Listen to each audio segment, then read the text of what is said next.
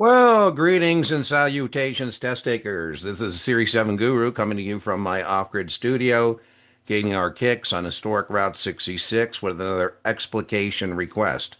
If you have an explication request, you can send it to explicationrequest at guruexamprep.com, and we're more than happy to help you out.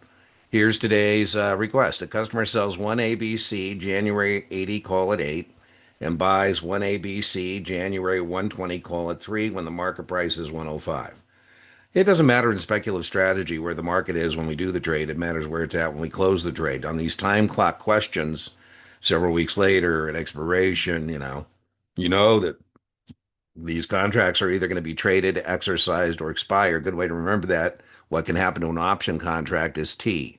It can be traded, it can be exercised, it can expire.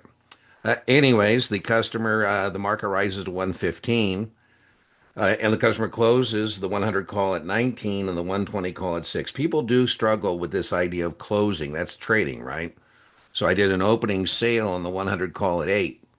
So, the offset is going to be a closing purchase. And I did an opening purchase on the 120 call at 3. So the offset is many a closing sale. Well, as always, let's fire up our T, our initial setup, and see what's going on here. I like to use dollars out, dollars in. Some people like to do other things. And so we sold that 100 call. We did an opening sale at 8. And by the way, it would be foolish just to sell the 100 call naked at 8 because you would have unlimited risk potential. And so who knows? Maybe I said, hey, why don't we put in a ceiling at 120? Test question. You should be able to identify this as a spread. Same option contract type, call, different action. Soda, right? Long and short, the same type of contract. You should be able to identify this as a credit call spread because we have more money in than out. You should be able to tell me that when you have a credit spread or any kind of a credit position, you want the contracts to expire so you can keep the money, right? You should know that you want the difference in the premiums. Right now, the difference is 5. You should know we want to be able to close it out for something less than 5. You want it to narrow. Spread means difference. That's why it's called a spread. And we want the difference to be smaller.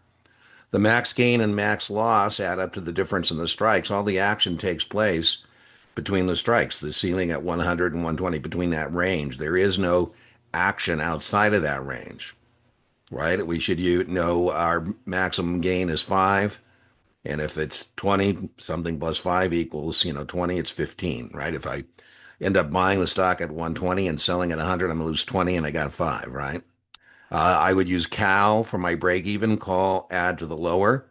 The break even here is the strike price, lower strike, 100, plus in that premium, 105. And it's bearish. The larger premium dominates. All right, so let's close it out now. And it says the 100 call is 19, so I'm going to have to do a closing purchase there, not bueno. And it tells me that the 120 call is 6. Well, I made it back a little bit there.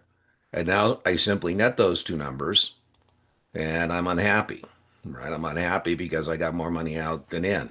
The answer to the question is an $800 loss. Hardest part to get, don't need to get it. But if we go back here and look at this, right? The difference between those two numbers is 5, 8, and 3. And now the difference in the premiums has widened, 19 and 6, right? It widened a 13-point difference from a 5-point difference. Don't need to get it, you just, it's just, I'm just illustrating it since I have a T fired up and we're already talking. All right, well, I hope you found that helpful. Remember, inch by inch, spreads are a cinch, yard by yard, spreads are hard. And I will see you for the next explication request.